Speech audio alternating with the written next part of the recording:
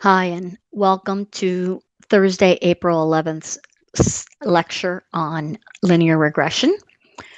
Thank you for joining to this asynchronous online video. I want to briefly go over what's on the calendar for this week. So you want to finish Chapter 7 in Connect on the Smart Book reading by Sunday night. And on Monday is the first regression assignment. That'll be due a soft deadline of Monday night, assignment number 8, regression assignment number 1. If you made under an 89.5 on exam 2, you need to complete the exam 2 autopsy assignment. That assignment was modified yesterday to add the instruction sheets and also to provide a PDF that shows what points you missed from the Excel work. All right. If you have any questions on what to do for that, please contact me. It's going to be 2 parts, and you're going to do it in a Word document and provide an Excel file. I hope the instructions are clear.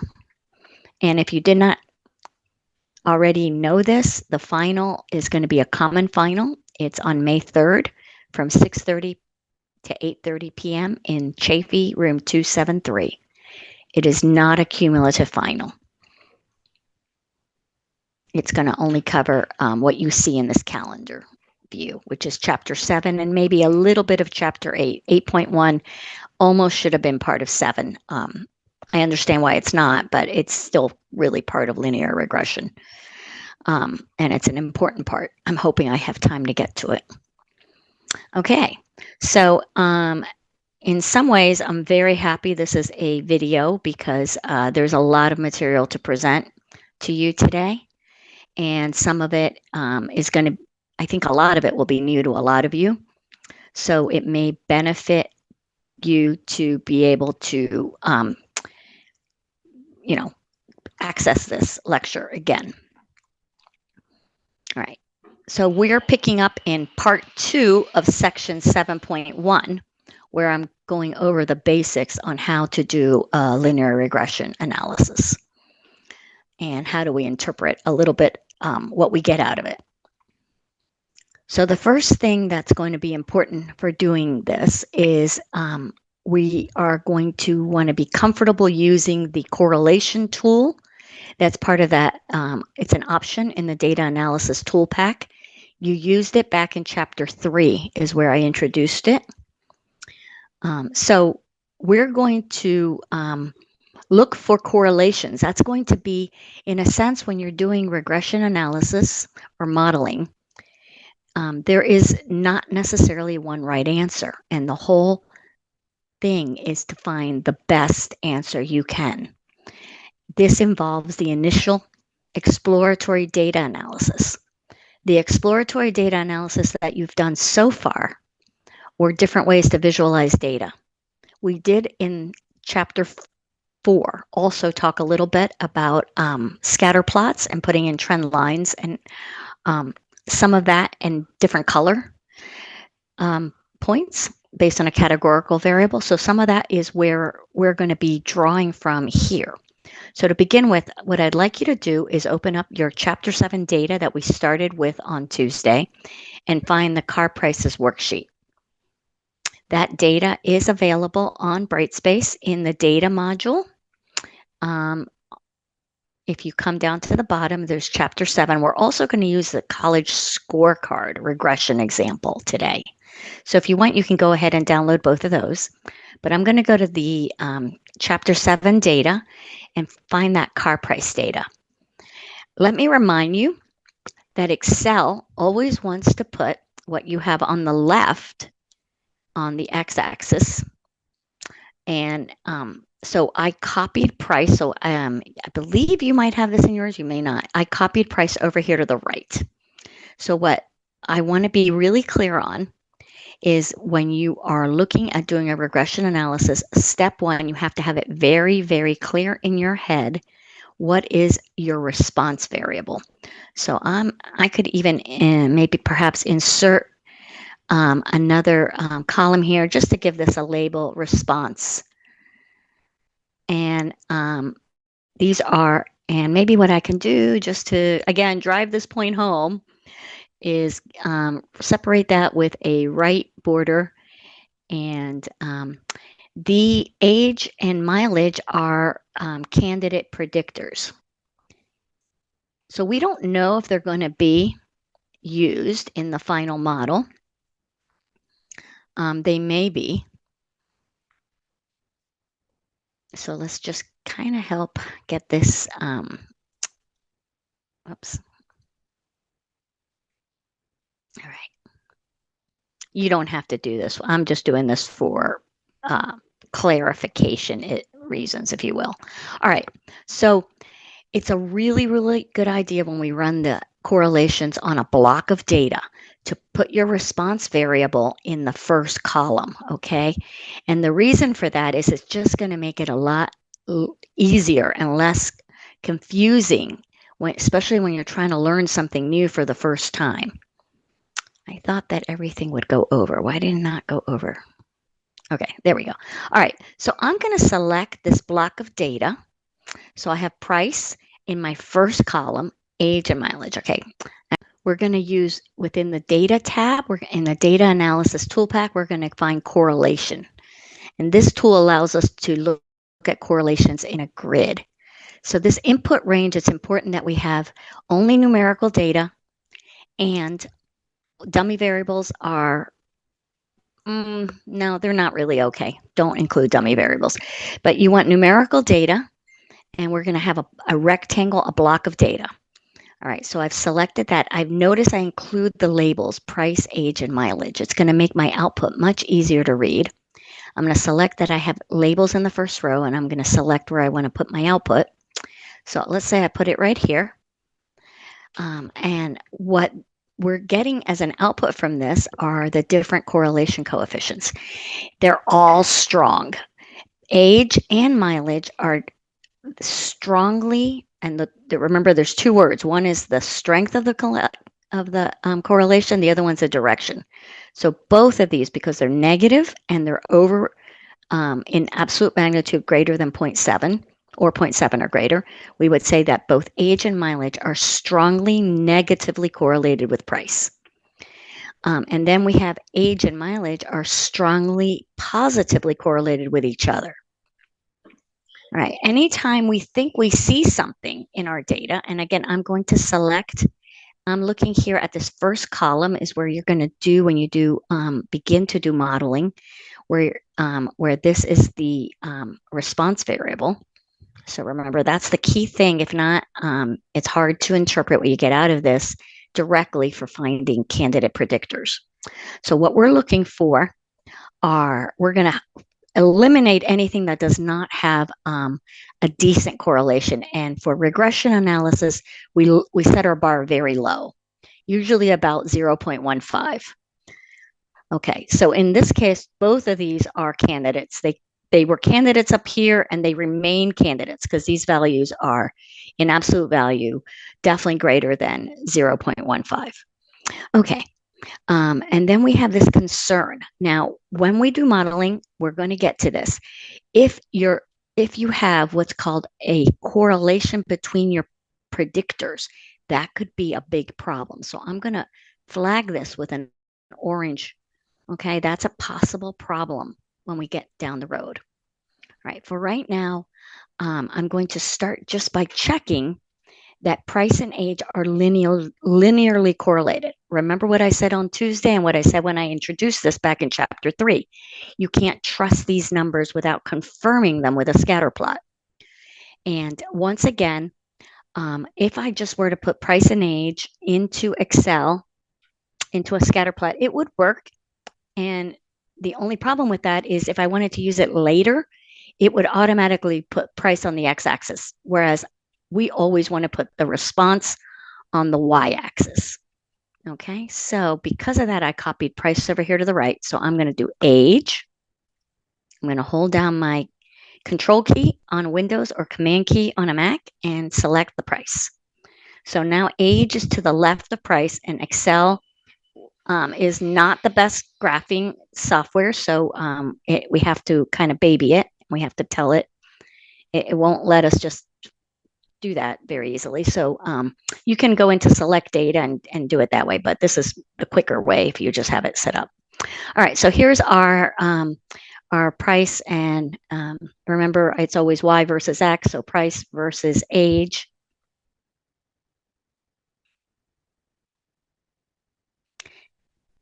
And it's probably a good idea to add some axes titles here.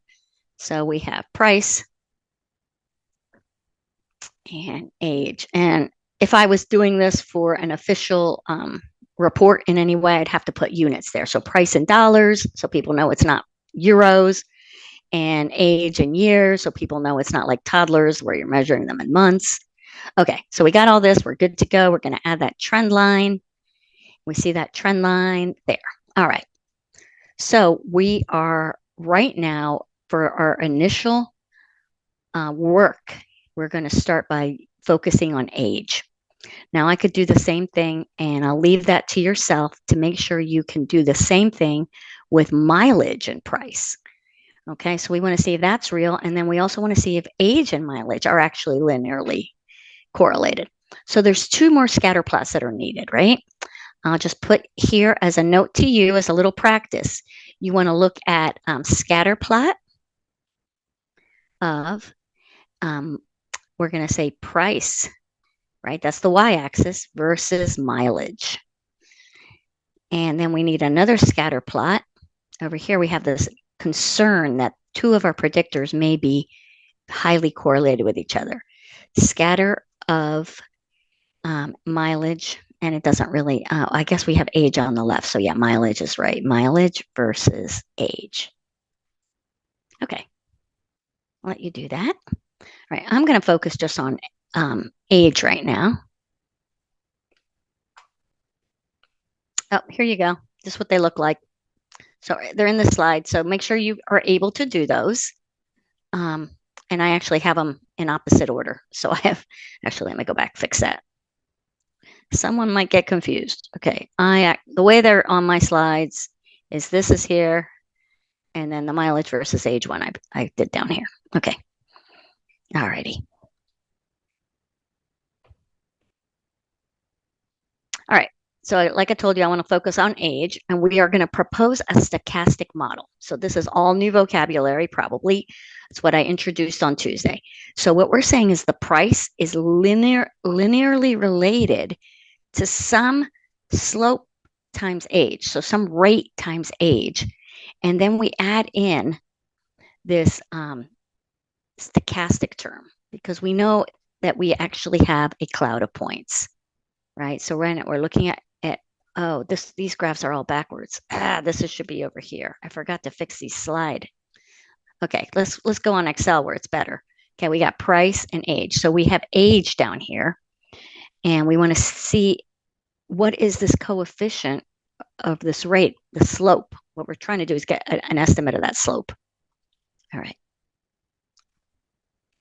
So that's the beta one. So if I strip off the names of the variables in math language, it's y equals beta naught plus beta 1 times x1 sub 1 plus epsilon.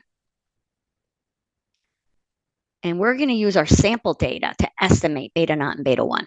So that's going to be based off that sample regression equation, which is the trend line. Notice that here we have a y hat. Notice a little hat here. Notice that these are b's and not betas, and there is no epsilon term. Okay, this is the trend, the equation of the trend line. So in order to get that, we're going to use the tool called regression in Excel's data analysis tool pack. We're going to put it in the Y range. So we're going to separate out the response from whatever are our predictor variables. It's always a good idea to help you interpret the output that you check that you have labels. This confidence level is going to default to 95%, and you don't even know what it means yet, so don't worry about it. And then, of course, just pick an output range. We have a whole bunch of options down here, and we're going to try to cover most of them. But for today, we're not going to do any of that. That is in what we call model diagnostics. We're going to look to see how good our model fit the data. Okay, so let's go and get this output. This is what simple linear regression output looks like. So let's figure out how to do this. So we're going to go in and go to the data module. We're going to come over to the data analysis and find regression. All right. Once we have that, we're going to input the response variable. The Y is always in the response. So you can get price here or price there. It doesn't matter. I'm going to go with the yellow one. All right. Notice I stop. I don't just do the whole column. And then I'm going to input the X range. And this is going to be where I'm looking at just age. So this is called a simple linear regression because it has one predictor. And it's going to be the same for adding more predictors, but I want to start with one and see my output range. Let's go ahead and pick something, maybe leave room for that scatter plot. I'll go ahead and put this here. All right. So here's our output. Let's look at this output. It's often very squished together. So first thing I'm going to do is just try to make some of these a little bit bigger. All right. One of the things that Excel did, oops, I didn't want it that big. Okay. One of the things that Excel did is provide this option to have different widths. They used to only do 95% confidence intervals around these values. And we'll get to that in a minute, but well, we'll get to it at least maybe by Tuesday. It doesn't allow you to to leave these off. So it's going to just by default repeat itself, which is so annoying. So I'm just deleting those columns. Just keep things a little cleaner here. Okay, so here's our output. First thing is regression statistics. So it's telling us how well the regression equation fit the data, and we're going to review that. For right now, the only one that you need to know is that the number of observations is 20. All right, then it's going to do an ANOVA, and this is stands for analysis of variance. And this is another way to assess the value of the model at being trustworthy in any way. We'll talk more about that. For today, the main thing that we care about, though, the only thing I want you to care about today are the coefficients right here. So let me go ahead and highlight those in yellow because that's the main thing you get out of all these numbers and all this stuff that comes out of Excel to start with. So that's what I've highlighted here, right? 2 on 187. Yep, same numbers. So what does this mean? Well, it means this is your B naught, and this one is your B1. So these are the slopes. So we have the Y hat is the B naught, and then the slope is a negative. Notice the negative. 1,208.25 times x1. And remember, I told you when we do regression analysis, we don't leave it in the math language. We write it in the variable names. So we were predicting price. That was our response. And we were predicting it based on age. So going to the next slide. Okay, so given this model, the sample linear regression model, oh, that should say equation. I'm sorry, that's a typo. That should say equation. Equation. Keep my vocabulary clear. And to be honest, people who work in doing this stuff kind of are a little sloppy and sometimes use things interchangeably. And I apologize for that. I may do that by accident. I'm trying to keep it really clean. Okay, the intercept or baseline average or expected price of a brand new, so age 0 car is $21,187.94. In this particular data set, that is meaningful. Sometimes you'll have data and you'll see when you start doing this where it's not, the intercept isn't really that meaningful in the quote real world. But what we care about is this one. So for every year older, the predicted price, and what we mean by that is the average in the population will go down by, and instead of go up by is because of that negative, right? So that negative is telling us that we're going to go down.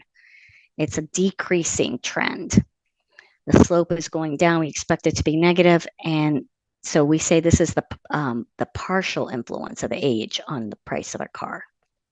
And just to remind you, we saw this in the scatter plot. So everything should be like ding, ding. I do see a decreasing relationship, a negative relationship. All right. So with that, go ahead and answer the first question, which is what is the effect of the predicted price of a car for each additional year of age according to the simple linear regression model provided? All right. So for that, you're going to select one of these. All right. And I'm going to skip it. That will be available to you on Top Hat. And you can answer, you have until Saturday to answer the questions. All right, so let's keep going. So if a car is 9 years old, then we're going to say, well, if the population level intercept is what we estimated from our sample, and if the population level rate of decrease is estimated, the B1 as we estimated from our sample, then we're going to say that the expected price of the car is that equation, but we're just going to substitute 9 in for age.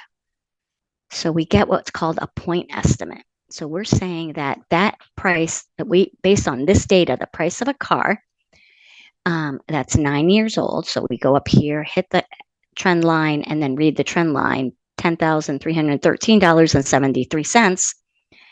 And we are able to trust this off this sample because 9 is within the range of the data value. So we did not extrapolate.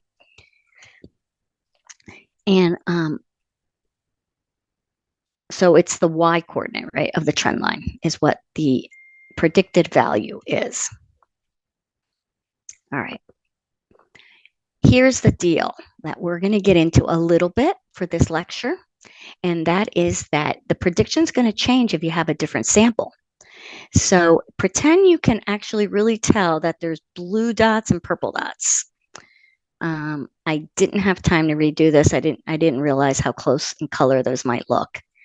But depending on which sample you use, you're going to get a different trend line. So here you can see price. The first sample gives the first orange, darker orange trend line, and the second sample of data is giving the more yellowy trend line. And using that, we would get that the estimated price for a car that's 9 years old, the first sample is the one we just did, but using the second sample, we get an estimate of $15,152.82. So you're going to have a difference between your your predicted point estimate value depending on what sample you use. And we're going to come back to this. But for right now, we're going to come back to it actually using this college scorecard data. And I just want to remind you, we talked about this on Tuesday. This is the college scorecard. It's the annual post-college earnings of students that went to a whole bunch of different colleges. And then what they did is they sampled 116. They made a subset because the college scorecard, and this is old too. This is data from 2016. So it's getting older every year that I teach this course. So, but you're really, you can get this data on, updated colleges. Anyway, this is a reminder what all the variables mean. So the cost is pretty obvious. Grad is the percent that graduate of the incoming freshmen. Debt is how many people graduate and have student loans. What percentage of students that are graduating have student loans? And then city is a dummy variable, 1, 0. All right. So this is a copy of the slide from Tuesday. So we talked about this and how we're going to use regression analysis to try and answer some questions about post-college earnings and what things matter and what's the best model here. Okay, so in this first linear regression model, we would be running regression analysis on college data, and using cost as a predictor for the response of earnings. So let's just go and get this much. So if you go to the college scorecard regression example and go to the very first tab, you'll have the college data. What I want you to do is copy columns B through F. So we're just going to get just the data, and we're going to copy that over into the data and EDA tab. Okay.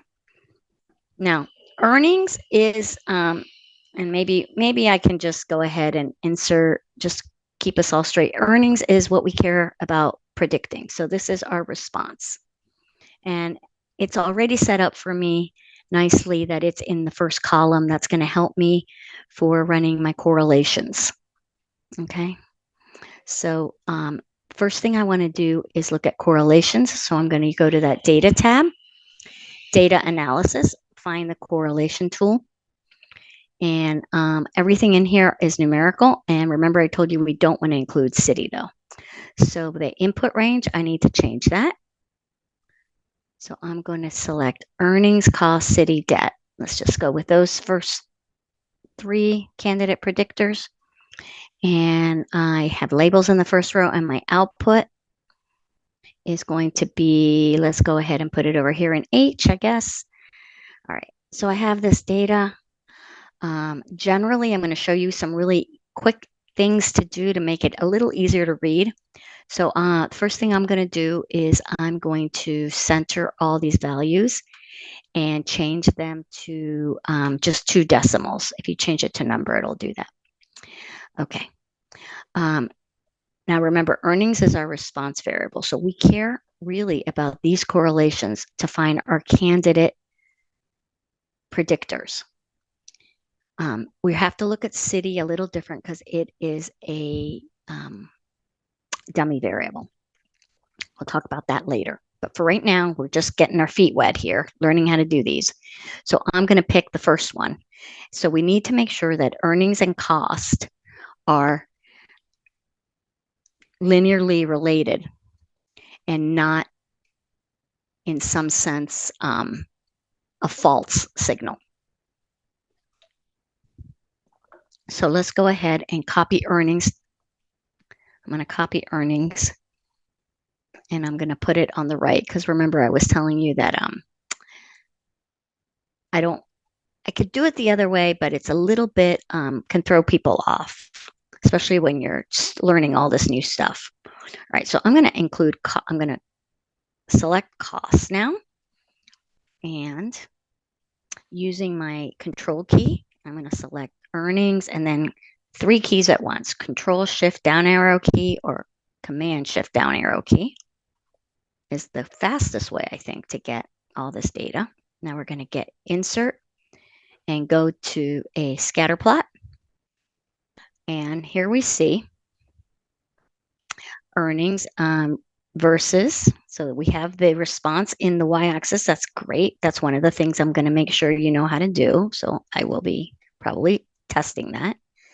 So we have versus cost. Okay, so let's put in those axes titles. And so earnings and costs. Okay, now I could spend a little time, shortening up the y-axis, make sure you know how to do this. I'm gonna just do it super fast. Make sure you know how to do all this, right? So let's zoom in a little. Looks like, I don't know, 30,000 on the low end. And let's chop off some of this stuff on the x-axis that's missing. Maybe we'll start at 9,000. Oops, let me select that again. Over here. Nope, that's not it. Where is it? Maybe I have to do it different. Format axis. Oh, there we go. Okay. The minimum, let's set the minimum at, I don't know, 9,000. Okay. All right. Now let's go ahead and add that trend line. Okay. And of course, you can always make the trend line, solid. Let's go to that paint can. Select solid, put the color, red. Okay. So it definitely looks like there is a relationship. Notice the correlation coefficient is 0.53, so that's just a moderate, but it does appear to be a trend between the costs and by the way, if you think about it, each row in our data represents the average from that college. So there may be individuals, of course, that have way higher earnings, but this is the average for that college. So for example, let's just go back to that data, make sure everyone's on the same page. Uh-oh, what was that? Oh, it actually went Boston University. Okay, popped over to Boston University. So how did that happen? Oh, I was down here at Boston. So these are live links, I guess. So earnings, the average earnings of a graduate from Boston University is 60,600, and the average cost is 34,603 per year. So, you guys know there's a lot of things that go into individual people's variability and all those numbers, but we're just looking at the average for that university. So anyway, looking at this, it does look like there is a relationship. All right, so back to how to actually, oops, oh, I know what happened. We got to go back to our, okay. So here we are. And we're going to run this regression analysis. Okay, so we're going to see what's if for that trend line. We want to find the numbers for that trend line. All right, so for that trend line, the first thing I'm going to do is go to data. For the regression equation and data analysis, and let's come down to regression. And in regression, we're going to select our Y range. So that is going to be earnings and shift control down arrow key. And for the X range, we are going to put in the cost. And I'm going to select the word cost in there. And then the shift control down arrow key, labels, output range. Output range, let's pick a good place for that. Let's just go ahead and I'm going to select, I guess over here, I'll use N, what is that, N2? Yeah. Okay, let's just start with that. Okay. So looking at this, it's always a little squished up. And I already told you, you got a little duplication over here on the right. Some of these, well, that's way bigger than we really need. As I told you, what we really care about today are going to be these coefficients that come out of the model. So that's the model, that's the y-intercept and the slope on cost. So when it says coefficient, it's not the cost variable, it's the slope of cost versus, earnings by cost. So rise over run. Okay. Okay. So let's go back and, oops, my bad. So we have these amounts. So we pull it out and we have the intercept earnings is in dollars. So our y-intercept is going to be in the same units. So it's dollars, 28,375.41 plus 0.72. And we could have gone up 6.9. We could have added a few decimals there if we wanted. So I'm just showing you a rounding. Usually the rounding on here, you want to have a bit more precision. We're going to multiply it by cost. Okay, so that's our earnings linear regression equation, sample regression equation. So let me try to keep my vocabulary really clean. Sample regression equation. Okay. So the point estimate or the predicted value for a university that costs $30,000 a year. You're going to find $30,000 on the x-axis, that's the cost. You hit the trend line and then you read what's the y coordinate of that point where you hit the trend line. So another way to say that is you take this equation and you substitute 30,000 in for the cost. So you multiply that by 30,000 and you get that the average earnings are predicted to be 49,881.51 the first year after graduation. Okay. So now I'm going to have to do a little bit of a review of stuff you covered in your Statistics 1 course. And I just want to make sure we dust off any cobwebs on these concepts. I did not cover it for the hypothesis testing stuff very much. It is available. Let me make sure you see where it's available. So if you were to go in Top Hat, I provided some more fundamental slides from when I taught 210 back in the, oh man, why is it doing that? Will it not let me? It may not let me. Hold on, let me try something else. Try a different section. So we go to coursework and we come down, come on, load, exam 2 material. So in the exam 2 material, I put a folder called Statistics 1 Additional Background. So if you want to have a little more of a deep dive in what I'm getting ready to cover, you can go there. But I'm going to just go through and do a review, assuming you did this and mastered it when you took your Stats 1 course. Okay, so recall that the estimate of the population mean mu using a sample is constructed by creating an interval around the point estimate. And that's got a little X bar. And we do this by saying, okay, well, we take our sample, we get the sample mean X bar, and then we put a little margin of error around it. And that's how we build up a confidence interval. So let's say you want the 95th percent confidence interval. That means you're using an alpha of 5, right? So 1 minus 0.05 is the 95th percent confidence interval. That's the most common one. But you can change alpha, like if alpha is 10% or 0.1, then this is the 90% confidence interval. Regardless, we are going to take our estimate and we are going to put a confidence interval around it. And we will put alpha over 2 in each tail. All right, so we're going to take however much we are willing to be possibly wrong in our estimate of the sample mean, of the population mean. We'll put alpha over 2 in each tail.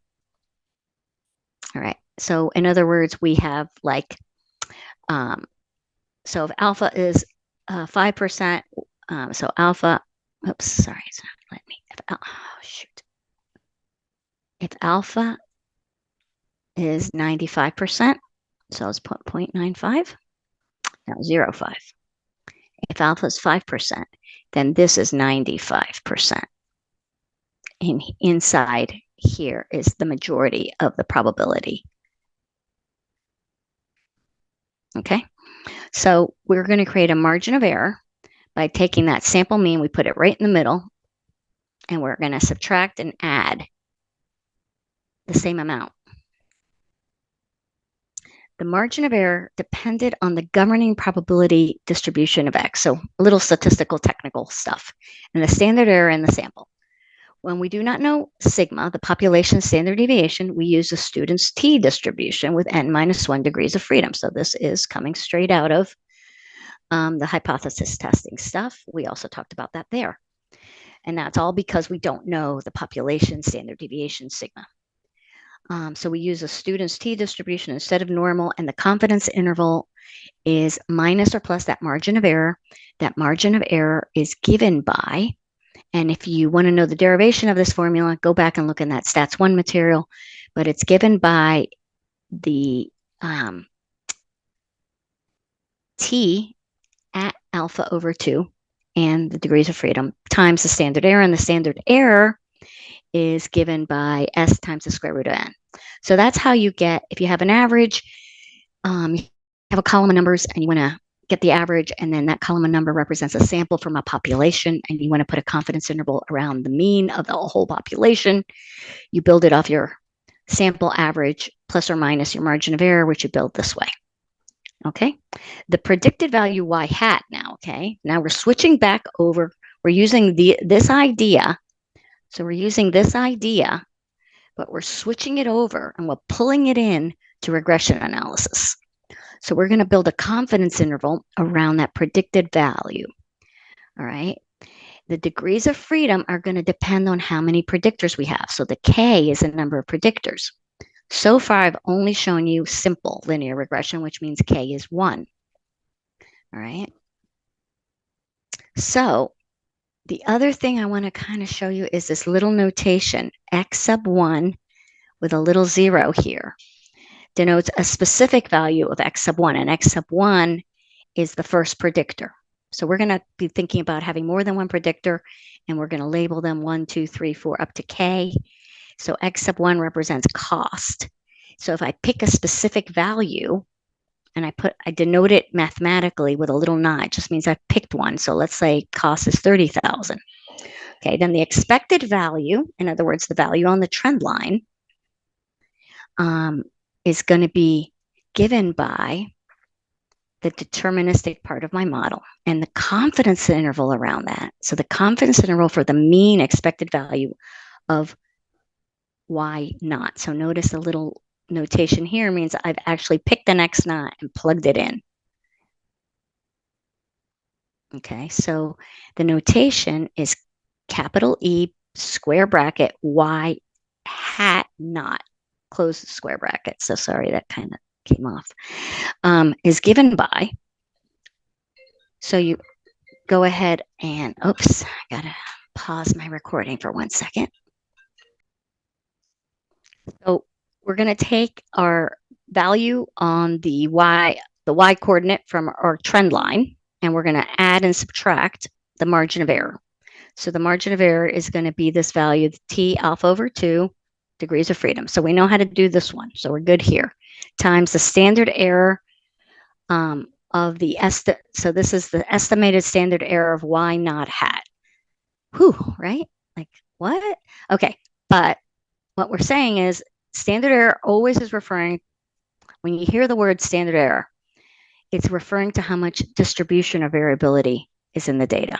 So we're going to look at what we estimate to be the variability in our data, and we're going to use that to build this confidence interval. Obviously, if your data is really variable, well, you're going to have a wider confidence interval. To achieve, you got to have a wide confidence interval to achieve the same level of confidence that you've captured the true mean, in this case, the true expected value of Y naught hat, if versus having data that's not variable, you'd have a smaller confidence interval, right? Makes sense? All right. Which of the following statements correctly describes the distribution of the confidence interval of the mean predicted value of the response variable? And that should be Y hat. All right. So I'll let you read through that and determine which is the right distribution for the confidence interval. I'm going to skip it. Answer that question on top hat, please. All right. So now let's go back to the problem I brought up before that led us down this sample. Then you're going to have variability in your data, which is going to lead to a different trend line, or in this case, a different sample regression equation. So if we're trying to get a point estimate, the predicted value of a university that costs $30,000 a year, right? So what's the value on the trend line when X is 30,000? We plug it in. In the first data set, we have 49,881 and 51 cents, and the second one, 54,461 and 39 cents. What we want to actually do with this whole approach then is we're building, so I'm kind of reviewing what we just talked about. We're building a confidence interval. I want to show you in pictures, not about around the 95% confidence interval to where the points land, but 95% confidence interval around the points on trend lines. Remember, the trend line's always going through the middle somewhere. So all your trend lines are going to be kind of squished closer together. And we want to know the 95% confidence interval. And this is the key thing I want you to notice of the average salary for a cost of 30,000. So we picked our spot on the x-axis, and we want to know, notice they're wider apart over here, they're closer together. So we want to pick a spot on the x-axis, and it's like you're slicing through, and you're going to look at all the infinite number of possible samples in that you could get. Well, it's not always infinite, but okay, assuming a very large number of possible samples, and you had to put a trend line through all of them. What's the 95% confidence interval for the y coordinates, right? Which is, and every trend line is telling you the average for that sample. All right. So we saw that we do this by the formula I just told you on the previous page. And now we have to talk about, well, where do we get, if we're going to, we see there's variability, but where do we get the standard error of the estimate? Well, if we were doing our course in R, we would do it, it would be very, very easy to get that. R would be able to basically hand that to us immediately. Unfortunately, Excel requires a workaround. So I'm going to go through this workaround and show you how to do it because it's important to understand. So you're going to add a new variable for each predictor, and it's defined as, so let's say you want to evaluate something at 30,000. You take every X observed value of cost and you subtract the 30,000. So cost minus 30,000. Notice it's X sub 1 with a little asterisk. So that's how we denote that it is the shifted value. If we have other predictors, and you will, you'll do the same for each one of those. Then you run the same regression model, but you've now switched what you include in your analysis. Instead of being the original data, it's going to be this new variable. So try to give you a little bit more intuition of that. Let's consider cost. And we want to know, what is the confidence interval around the average earnings for all colleges in the United States that cost $30,000 to attend? We're going to use our sample of 116. So we want to put a confidence interval around 30,000. So we got to create this new variable. So right now, the red trend line was developed off the original data. So the next thing we're going to do now is we're going to shift everything to the left. We're going to basically center every one of our costs at their zero. So for the point that we're interested in. Since we care about 30,000, we're subtracting 30,000. Okay, so we are going to have new data where the X coordinates are coming from this X1 asterisk. So let's go into Excel and make sure we're good with doing this. All right, so wrong Excel file, sorry. I want to be here. So in my simple linear regression, yep, okay. I believe you have this. So if you look at X sub 1 asterisk, it's every value of the cost with $30,000 subtracted. And then over here, by the way, is the second data set that I used. All right, so I just do that. I copy it all the way down. Okay. And here's the output for the two samples that I showed you in the slides. This is the original that we did, and this is the coefficients for the second one. Okay, but now I'm going to run that first model all over again, and I'm going to run it. And let me just remind you how I did this. So I'm just going to select this and delete everything that's in here. So I'll go to clear all.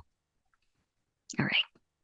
So let's see, it was an H44. Okay, just want to make sure I have the right spot. Okay, so now I'm going to go to data analysis and go to regression. And I'm going to include the cost data, And it's saying down to 118. And the thing is, I don't want to use this cost data anymore, right? So let me come over and use my new X star 1 data. Right, so Shift Command down arrow key. Sorry, I did that backwards, didn't I? Input Y range. I want the earnings in here. So let me get the earnings. All right, we got the earnings, and I want my X range, and it's going to be my shifted X. So X sub 1 asterisk. I'm going to put that in there, and I'm going to select my output. If I can nail it, I will have all the other formulas calculated for me. So let's try that, see if it works. Okay. Didn't quite do it. Okay, that's fine. All right. So we have our coefficients right here. So what's really, really interesting is if we ran our model and we did a cost of 30,000 and we put it into our coefficients and we got the predicted value, the predicted earnings for college that costs on average 30,000 a year, it was 4981. Now we shifted our data and notice this. This is the number that shows up as the y-intercept. And it makes sense if you look at the graph, because over here at 30,000, it was going through that value. Now we shifted all those points. So now the 0, the y-intercept, is actually going through that same point. Okay, so that's not surprising. Notice that the slope on the cost is identical. So nothing changed on that. All right. Oops. But if we look at the output, so I just copied the output.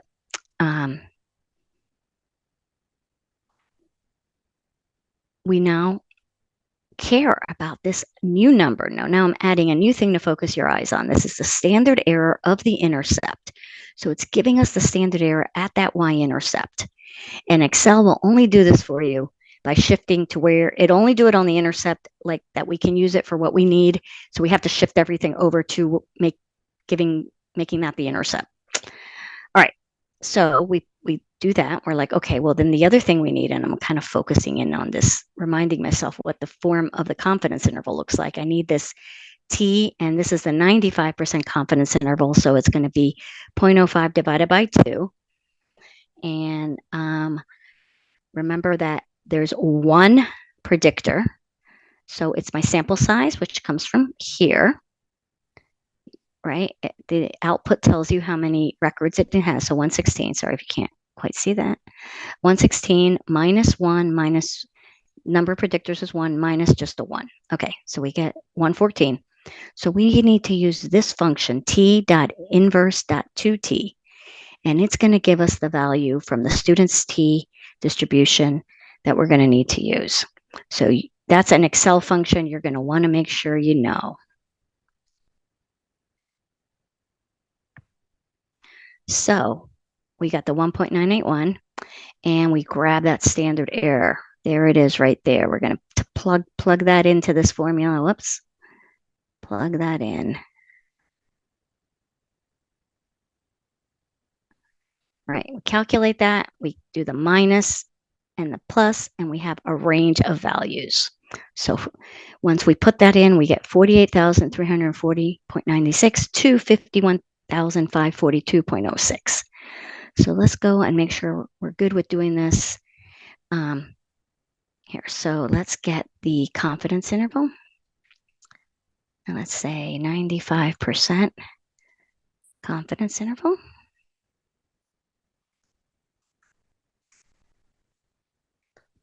All right. And so the t-value. So notice if I click on the formula, it is grabbing that 116 and it's subtracting 1, and this, and it's even got the 0.05. So this is what I would consider the weakest way to do this. The better way to do it would be to program the whole thing so it has count of predictors, and then also so you actually can get it right from here, 114. Okay. And then also the alpha. It'd be nice to have the alpha just somewhere outside so you could change it if you needed to. But anyway, you get the 1.98. Now here's where I just calculated the lower and the upper. So I take the expected value at that on the line, on the trend line, and I subtract the t times that standard error, the 777.66, and add it to get the upper. Okay.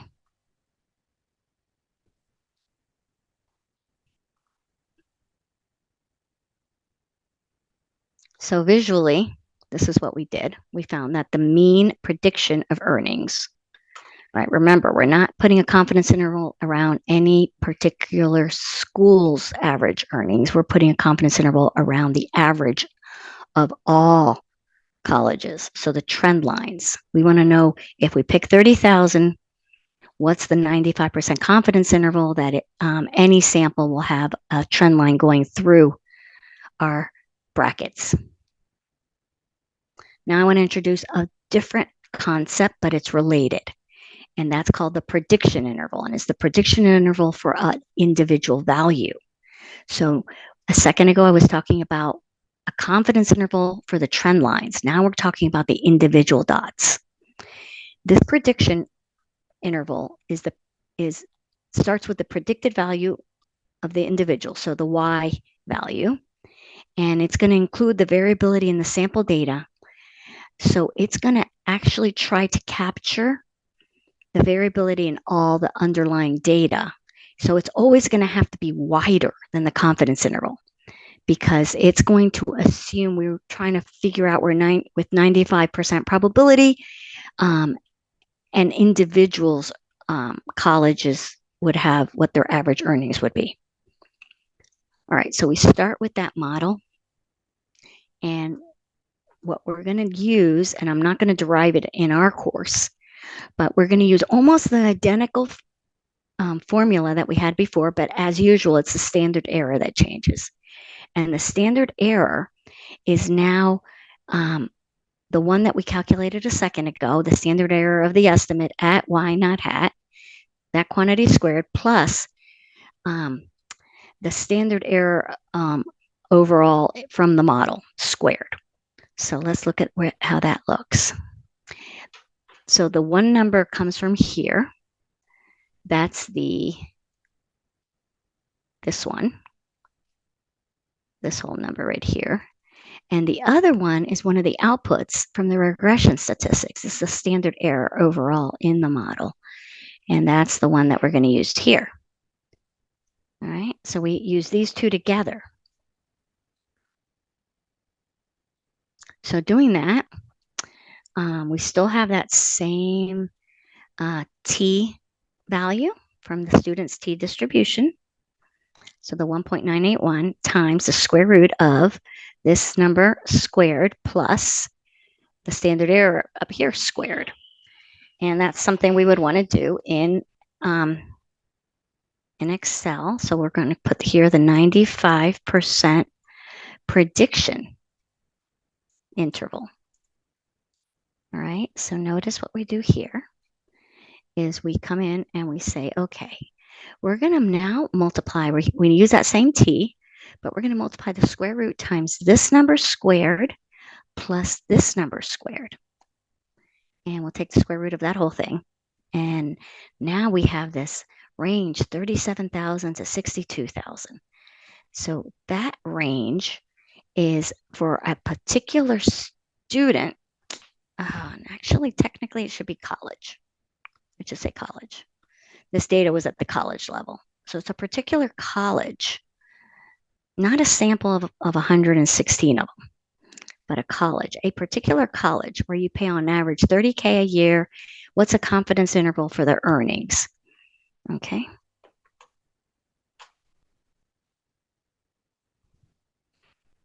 All right. What is this? what is a distinctive feature of a prediction interval compared to a confidence interval as described in this previous slide? All right, so I'll let you look at those. One is correct. Now we're going to talk about everything that we were talking about so far, but we're going to now include more predictors or possible predictors. So in this equation, which I think I showed it to you already, possibly, we are writing the multiple. So we've added now the word multiple linear regression model. And so we have a beta 1, a beta 2, all the way up to a beta k. So we're going to try to estimate these rate coefficients for each of these predictors. And we're going to do that using the sample data. So we're going to get B naughts, B1, all the way to BK as estimates. Okay.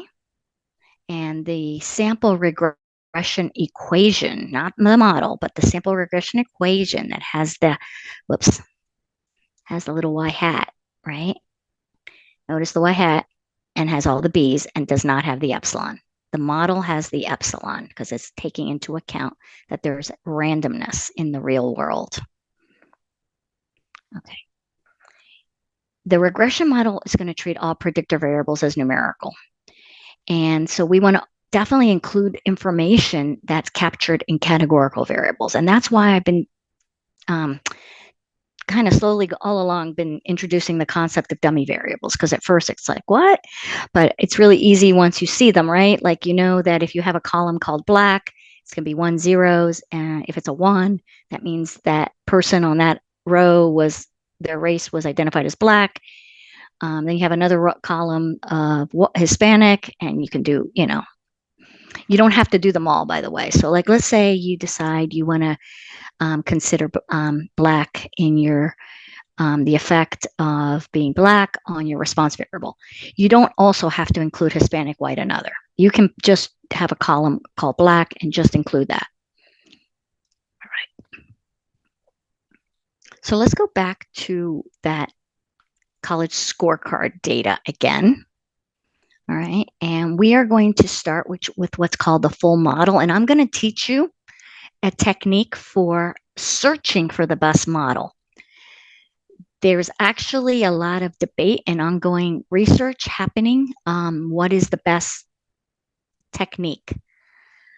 There's many, now with AI, it's actually getting a lot better, but I'm going to show you the original best approach that was used and is considered, you know, I guess the granddaddy of them all. But that is that you start with all your candidate predictors in what's called a full model.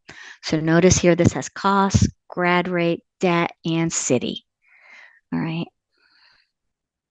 And those first all have to pass the first hurdle that they looked like there was a trend when we looked at the exploratory data analysis by looking at scatter plots and looking at trend lines. And for this last one for city, I'm going to show you, we're going to be looking at a relative, at the average on each value of city to see if we see a signal. Okay. So here's the output. Let's go ahead and get this output ourselves. So going over to the college scorecard in the simple linear regression, no, multiple linear regression. Okay. So now I just copied the earnings, again, are in column A, and I have all my possible predictors. So if I were to go back to where did I have that? Oh, never mind.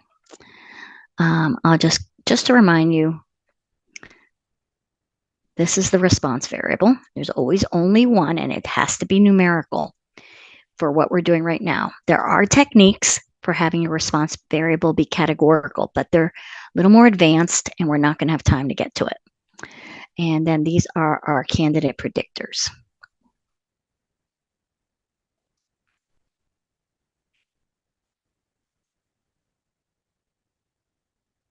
Okay. So let's go in and we're going to do a multiple linear regression. The first thing that we're going to do is we're going to look at, didn't we do this already back here? We now have cost, grad, and debt. So let me go ahead and take care of confirming before we throw it in our model that we actually do have city worth looking at as well. So the way I'm going to do that is I'm going to take the, I can use all the data just to make it fast. I'm going to go all the way over here to earnings, and I'm going to make a little pivot table. And I'm going to insert that little pivot table just right here. Okay, and in this pivot table, I'm going to take my dummy variable. So my dummy variable is city, and I'm going to drag it down to rows. And then I'm going to take my response variable and I'm going to put it in values. Now, do not forget to change this to average, because if not, what you get out of it could be totally wrong. All right, so the average earnings. And I want to make a little bar chart. Whoops, don't do that. Okay, don't do that. Okay, wait. All right. I'm going to select the table. I'm going to copy it and paste it as values. And I'm going to change these over to be money, right? All right, and now let's go ahead and row labels. We're going to call not, oops, we can just come in here under row labels and type, instead of 0, we'll say not city. And under 1, we will say city. Okay, so let's go ahead and grab this. And let's get rid of that. So let's just select this, leave the grand totals off. So you guys have had a bunch of practice doing this kind of stuff. So let's just go ahead, put this in here. See, where can I put it? All right, so right here, I'm going to just, if you want, you can add data labels. This y-axis could be deceptive. So I may want to make the bottom of that actually 0 to see if there really is a difference between these that I can see. Okay, not a city. We got 44,000 as the average earnings from all, this sample of data versus 48.5. So yeah, it looks like city might be a factor. So let's figure that out if it is or not. It is just our conclusion in a way, if you would, from this is yes, consider city as a candidate predictor. So it gets put in the full model, right? So we're going to come back over here to our multiple linear regression, and we're going to say, okay, we're going to include city. All right, now let's go in and do this. So we're going to go data analysis, regression, right? We're going to get our Y data is going to be our earnings, right? That's our response variable. And then for the input X range, we're going to put in a rectangle of data that includes all of our predictor data. So I'm going to start with this one, and I'm going to come over and get all the predictor data in here. I'm going to keep the labels in, and then my output range is going to be, I'll put that right here next to, oops, I just messed up. So you got to be careful, because sometimes you got to make sure you get in the right spot in this little tool. If not, you overwrite things. So if you get a weird output, check that nothing got messed up. All right, so let's say I put it there. I'll say okay. All right, so here is our first output from running the full model. So let's just go ahead and state that this is the full model. And it's where you want to start, is with the full model. And what we're going to be learning is what's called a step down procedure. So I'm going to make this column a little bigger and this one maybe a little bigger right now. All right, so again, for today, initially, I want you to just focus on the coefficients, the slopes for each one of those variables. All right, so we have these numbers here. So let's pop back over. So those are the numbers that I pulled into this table.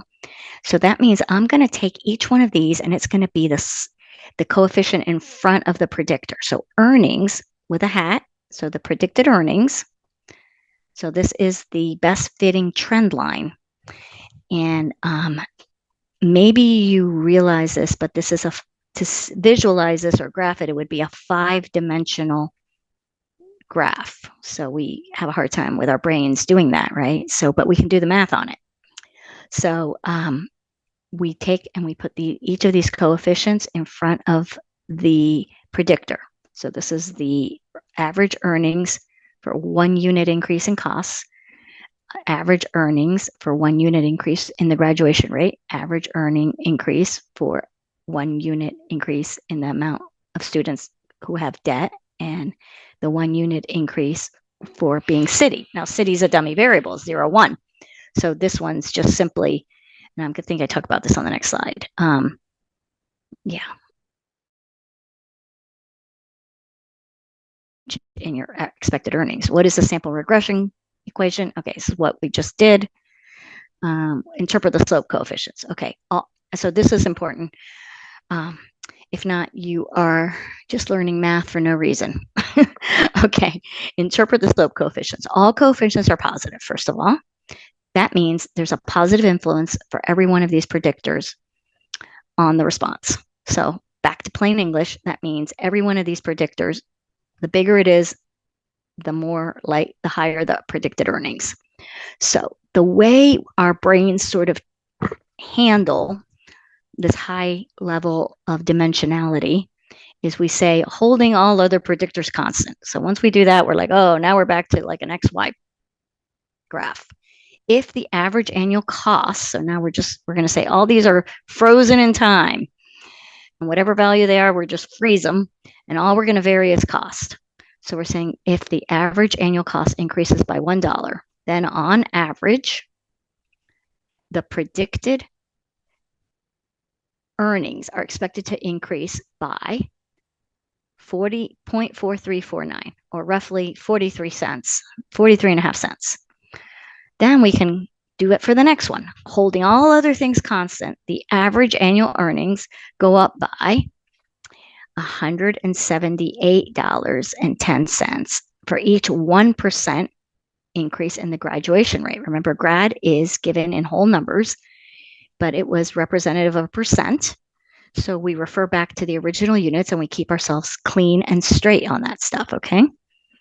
So we can also then go to city. So city, like I told you, is a dummy variable, 1 or 0.